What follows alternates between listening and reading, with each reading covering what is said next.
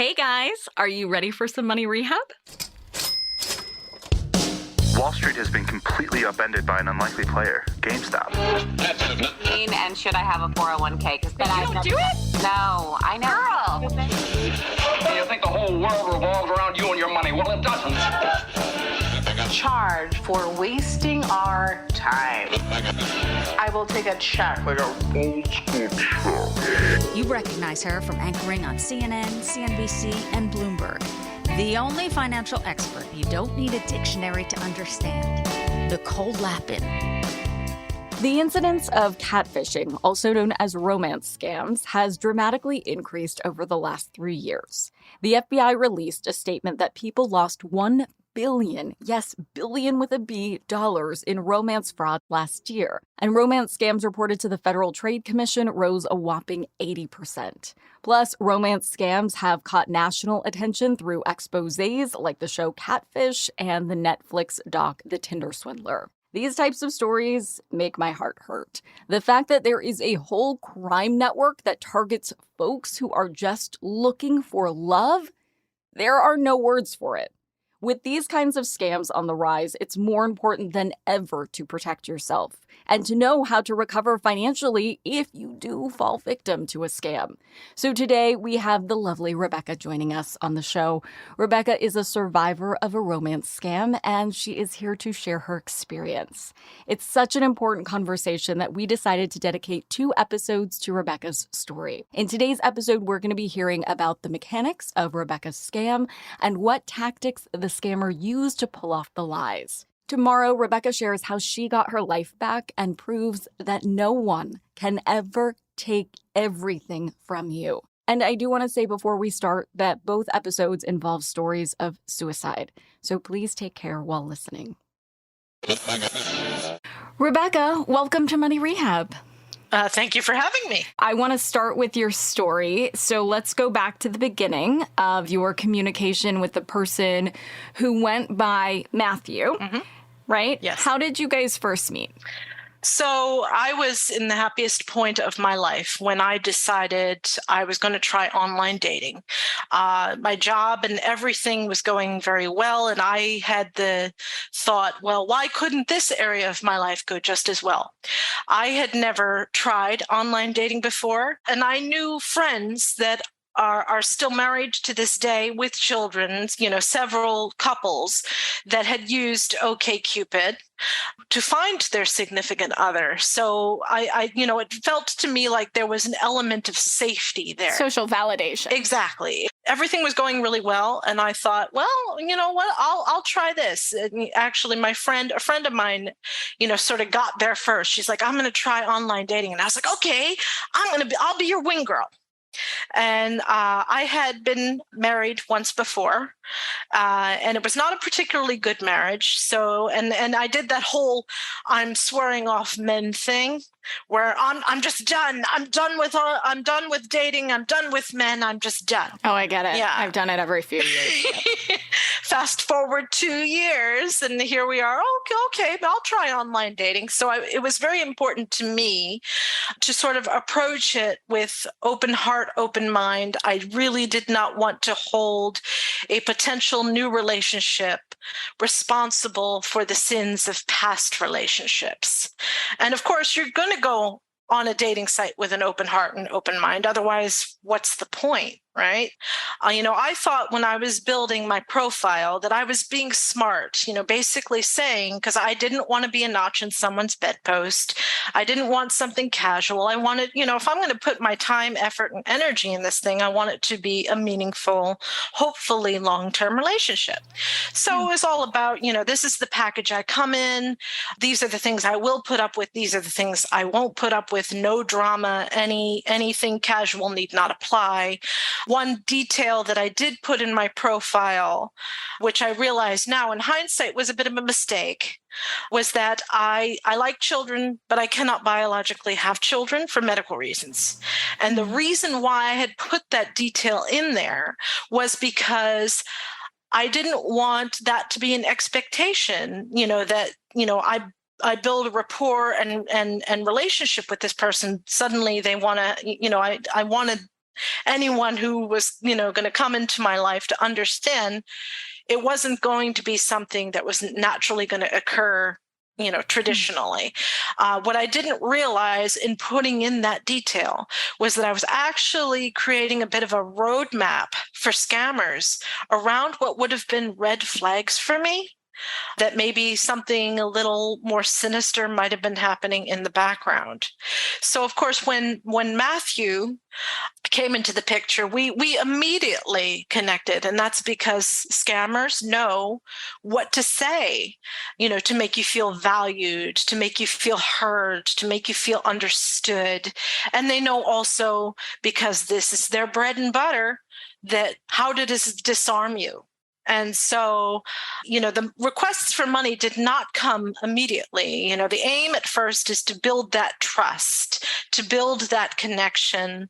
They're basically building a wall around you where, if the questions come, there are answers that they have within the context of the narrative that they're building for you that their answers disarm you. For my particular situation, he and I talked for a long time before the requests for money started coming. And what they do is they start small. What is that thing? They're looking for that hook. What's that hook that's going to make you send that money?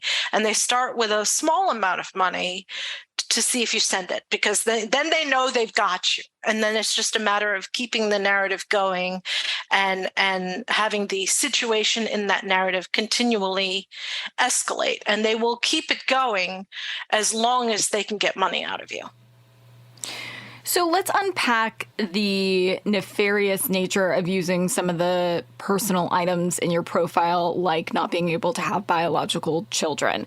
Did this guy use that as a point of connection? I'm assuming it's a sensitive topic. It's probably very emotionally charged. You were, in the right by sharing it. Your heart was in the right place. Did he exploit that aspect? He exploited it, but not in the way you're thinking.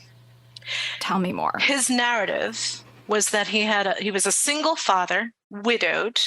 His wife had died 2 years before from cancer, and he had a 5-year-old son. So that was likely a tailor-made narrative for the prototype he assumed based on those little details in your profile, that you wanted a child, you couldn't have one, and then you don't have the ex in the picture, which seems sort of I didn't want any baby mama drama. Right. So you didn't want drama, you couldn't have a child. So he, what you think now, created this persona to tailor fit your needs or your desires. It didn't. Because to some degree, they have like a playbook for every scenario. In the pictures that I received, there was a child in these pictures. There were times where his son and I were playing games over our phones. Obviously there wasn't this child, but that was the narrative that was built for me. I had no way of knowing what was being built for me wasn't real. This was a group of people that basically presented themselves as a father and son.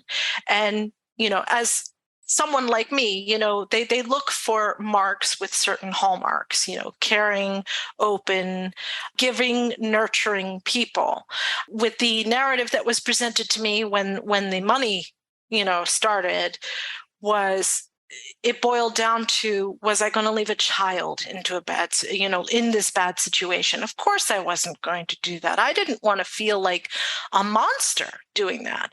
So, there's so much manipulation that is in play because you have now invested yourself into this relationship that has been built up. And now this person's in trouble, and there's a child in trouble. It just hits you on a number of levels and starts to build up. And the thing is, yes, I never met him. I get that. How could you give money to someone you've never met? it was part of it was the narrative that was built for me, because it was a situation where, he was homeschooling his child. He had to go on a business trip.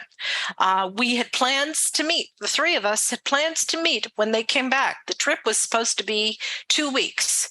They create something plausible, because the thing is, they know that when they're not communicating with you, you're thinking about them and you're building up things in your own mind about the relationship. They know that absence, is going to create urgency. There's all these tips and tricks and things that they know that you don't know as the person that is being sort of filtered through this narrative. And so they create real world situations for you. Like COVID was a completely, a boon for these scammers, because you had a real world situation that everybody was stuck in, where your love could not see you, but 1,001 reasons why your love might need money. So for me, you also apply your own life experience to the circumstances that are presented before you. The ask, was, he was traveling with his son. The credit card that he was using for his expenses on this trip had stopped working. So he was kind of stuck, and he was traveling internationally. I have been in that situation before. So when that situation was presented to me, I had applied my own life experience with a similar situation to the narrative.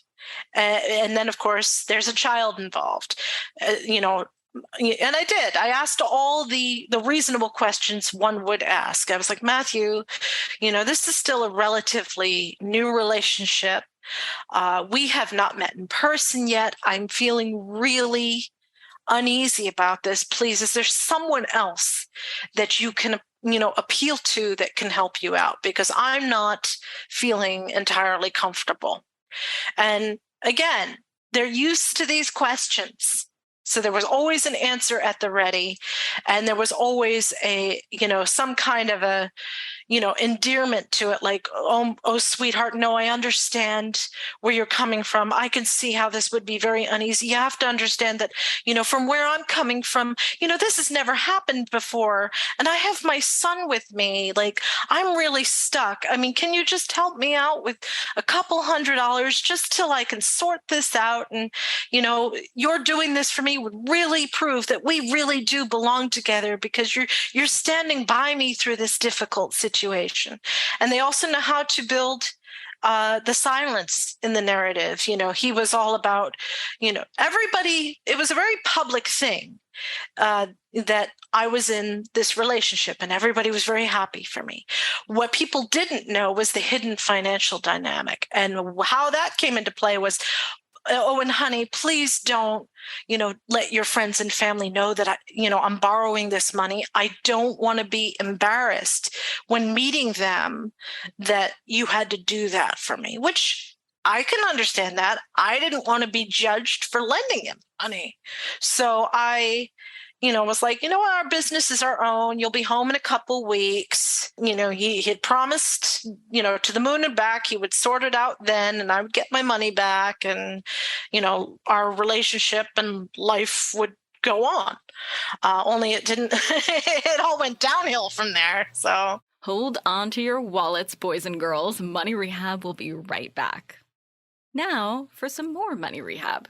So you gave him a few $100s, and you didn't feel like there was anything sketchy going on at that point. When did that start to change? Well, the situation is a slow burn. And this is another thing that people kind of need to understand. It is not like an overnight, blink of an eye awareness that happens. How long was this whole thing? Over the course of a year. So, and the thing is, I get feedback. Oh, well, this would never happen to me. I don't have any money. People need to understand it's not just about the money. If you have ability, if you can take out loans, if you have assets of any kind, your information is currency to them. Like I know that there is a file out there on me in the dark webs, being sold to and from other scammers trying to do things like a secondary scam, which is when somebody comes to you posing to be law enforcement or something, and they promise that they can get you your money back. It doesn't happen. Very, very rarely does it happen, and it certainly does not happen that way. And then the thing is, like I was saying, it's not just money that's involved, that's currency, it's information and it's know-how. So like if you don't have money, but you strike up a relationship with somebody, and like what had happened in my situation, I was depleted for everything that I had by the end. And then, comes the phenomenon called money muling, where, I had nothing left to give, but I had a bank account. Oh, honey, guess what? One of my clients is ready to pay an invoice, but since I'm frozen from my funds, let's, have them pay the invoice to you through your account, and then you can send me that money, and then that'll get me home that much sooner. What basically that is money laundering. What it actually is that you are taking money from another victim who is not yet woken up to what is actually happening. They are sending money to you as the conduit. In my case, it was wiring services. I was wiring money using Western Union and MoneyGram to send the money to him to keep basically straddling two households. Because, at first it was me trying to support both households, and then I was allowing my household to collapse, trying to continue to support their household. And what was the reason he was telling you that he continued to need money? Was this all around an international trip? He was, and this is a often used, if it's an oil driller, a doctor, military, 9 times out of 10, it is a scam, because in the military pays for everything. For Matthew, he was an oil magistrate, which basically meant he was a oil contractor middleman, where he would go procure the oil, bring the oil back, paying all those expenses to do so, and then sell the oil to the third party. I begged and pleaded with him constantly, let me just fly you both home. I don't understand what the issue is. Just please come home. And, because he was an independent contractor, his whole thing is, no, I can't come home until the job is done. If I do that, I'm in breach of contract. I can lose my business, et cetera, et cetera. There was one point where I ended up taking money out of my 401k to pay his people to continue working so that they could complete the contract so that they could come home. There was one point where he promised to, he basically said, because I was getting really antsy and really frustrated and just seriously, emotionally, going down the rabbit hole, into depression and stuff, because at this point I was, pawning jewelry. I was, not paying rent, not paying my bills, racking up the credit cards. Like, it was just this, I was awash in debt. And coming from a place, where I was the happiest I'd ever been, to hitting, eventually hitting rock bottom. It's quite a journey. And did you talk to him on the phone or FaceTime?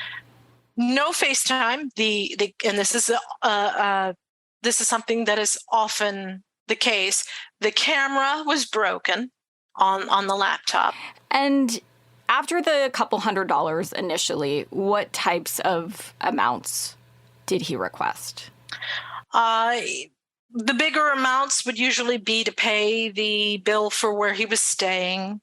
Smaller amount, or like $1,000. Yeah, like $1,200. Or there was a couple points where he ended up having malaria and had to be treated at the hospital.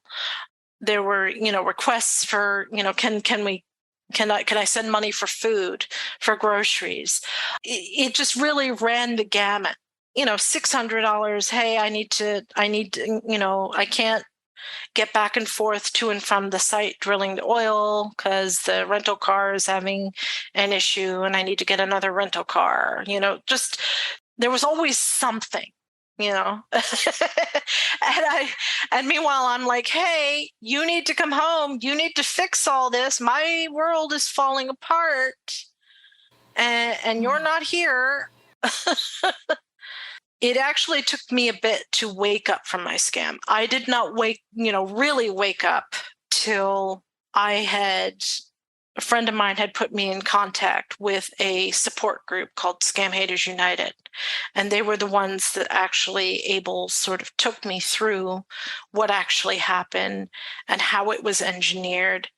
Because what had happened to me, I was going through anxiety and depression, and all these things were happening around me. And so I became suicidal. And I said to Matthew, look, I can't keep doing this. My world is falling apart. I'm being evicted from my apartment. I don't want to be living on the street in winter. I was worried about the small details. I have 2 cats, 2 wonderful little kitties that I was worried about what would happen to them. I was worried about, I was upset because I was letting them down. Your mind just goes all sorts of places and you're not thinking straight anymore at a certain point. And so I said to him, I'm thinking about suicide. That's not me. I'm a get up and go, a doer, problem solver, love life person. Like, I understand about your company, but you need to come home. You need to fix this. And, around the hamster wheel a few more times, because again, you're not getting the answer you want to get. And so there came a point when Discover Card was suing me and the eviction process was starting, and I'm sitting there trying to figure out, gee, I wonder if I can maybe sleep at my office and just like get up before anybody comes into the office and just feign that I'm working late so that, people don't ask questions. What can I do to keep up this, because there's shame. I felt very much, there's self-blame and self-shame that happens in a situation that's like this. I didn't want people to know how far I'd fallen. And it got to a point where I had gotten pills. And I said to him, I'm going to take these pills. I was not thinking about the aftermath of what it would do to the people that I left behind, the questions they would never get answers to, or the grief and them left wondering what they could have done to prevent it. I wasn't thinking about all that. I was just tired and done and couldn't see over the top of everything that was happening to me. And I said, I think I'm going to take these pills. And he says to me, and I'll never forget the cold and indifference in his voice, well, you have to do what you have to do. And that was a stamp of finality for me. I decided, okay, that says to me, you're not coming. I don't have an alternative. I'm going to do this. I hung up the phone with him and cut ties with him completely. I had chosen a day because I didn't want any more pain, and I didn't want it to be painful. So I was ready to take these pills. I was going to take several boxes of these pills, and my plan was I was just going to go to sleep, and that was going to be it. But I wanted to see the people that were closest to me one more time. And, a very, very dear, dear friend of mine, Elizabeth, she and I had made plans for dinner, and she didn't know, nobody knew that, in my mind, this was the last dinner. And we were sitting in this little hole-in-the-wall Italian restaurant. And out of nowhere, without any context, she starts telling me about a coworker of hers, where the daughter of this coworker was being relentlessly bullied in school and had decided she was going to commit suicide, but at the last moment decided instead to go talk to her parents. I fell apart at the table. I just sobbing and proceeded to word vomit to her everything that had gone on over the course of that year. And she kind of sat back wide-eyed. I don't fall apart like that. And she's not the silent type, where she's kind of left speechless. And the thing is, I got out as much as I could and was so deflated. She just kind of sat there for a minute. And I'm, as the victim of this, waiting for the vitriol, waiting for the judgment, waiting for that. How could you be so stupid to land yourself in this situation, et cetera, et cetera? I was very lucky. I'm waiting for it, and it felt like forever before I got any kind of response. But it couldn't have been more than a minute or two. And she goes and she grabs my hands across the table and squeezing my hands very tightly. It felt very much that she was hanging on to for dear life. But what she didn't understand was that she was holding on to my life in that moment. And I did tell her that night that I have these pills and I'm going to take them. And this is when I'm going to take them. And I said, but I really don't want to do that. I don't know what else I could do at this point. And she was very smart. The first thing that she did before I even told her that piece was she was holding my hands. She looks at me dead in the eye and says, this isn't your fault, right? And that thought had not even really occurred to me. What it really woke me up to was I had forgotten by this point who I was before the scam happened. Here was someone who loved and cared about me and knew who I was before all this happened, knew who I was enough to understand how this happened. And she was standing by me. And she said, she didn't make it about her, which I think was another really, really smart thing to do. She said, if either of us ever feel that we are in a situation where suicide is on the table as an option, we're not going to do that. We're going to call each other. And it was she that came up with the idea of bankruptcy. I don't know whether or not the idea of bankruptcy had ever entered my mind prior to that moment. I did have some resistance to it, because bankruptcy has its own stigmas. But at that point, I had nothing left to lose. So that was the route I ended up taking. Stay tuned for tomorrow's episode where we hear the rest of Rebecca's story. And spoiler alert, it has a happy ending.